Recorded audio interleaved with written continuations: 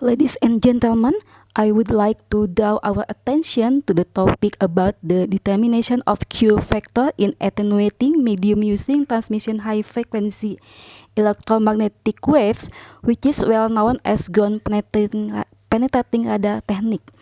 This research was written in collaboration me, Neng Enda Jubaida from Department of Mineral Mining Engineering, Polytechnic Geologi and Pertambangan AGP, and Mr. Wahyudi Parnadi from Department of Geophysical Engineering Institut Teknologi Bandung.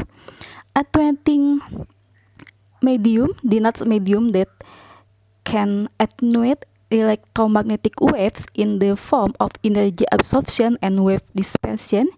Q factor is inversely proportional to the absorption coefficient alpha and describe clearly material-specific absorption of different rocks.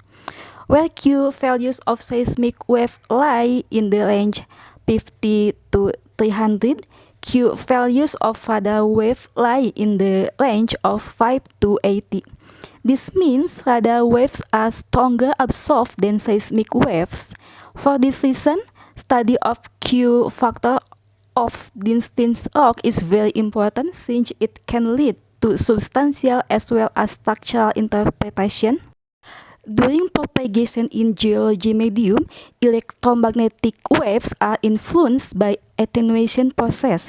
Physically, the output signal results from a convolution of the input signal with corresponding impulse response of the medium. Wave propagation in the medium is described by two propagation parameters, namely pulse velocity v and absorption coefficient alpha, or real part and imaginary part of complex relative permittivity.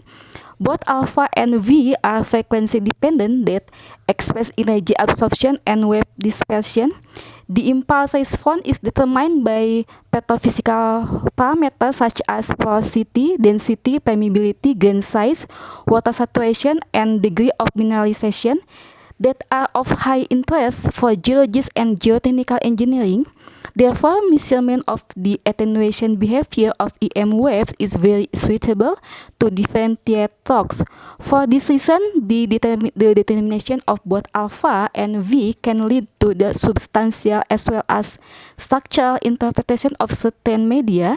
Since the absorption coefficient alpha of GVR waves is similar to that of seismic waves, can be assumed that to be linearly frequency dependent in the first approach, Q constant hypothesis is valid. Q factor is defined as a measure of the relative energy over one length. Using this definition that is valid only for one wavelength of monochromatic signal, I elaborate this Q definition for arbitrary polychromatic signal and develop it for Q determination using amplitude spectrum concept after Wides 1982. This flowchart shows stage for this study. Working step in the chart cycle in blue dot line has been conducted in my previous study.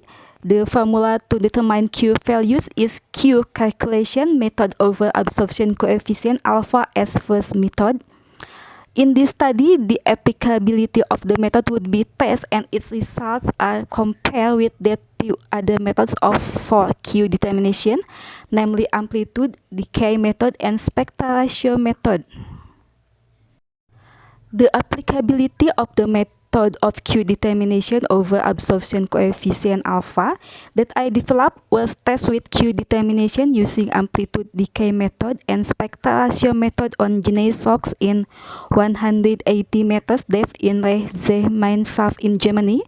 Two types of measurement were carried out, namely horizontal and vertical measurement.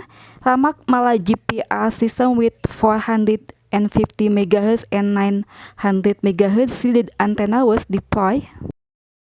The figure is record transmission signal occur with 900 MHz for vertical measurement. The figure shows some tests we used to determine Q values. Test 16 and test 27 as output signal. Test number 5 in horizontal measurement was used as input signal. Tabel 1 2 and 3 show results of Q determination using 3 different methods, it can be seen that reliability of Q factor using 3 different methods achieved. Similar results are obtained with vertical measurement from 3 different methods to Q determination that calculate Q values lie on about 32 in average. This study shows that practicability of the method I developed in previously studied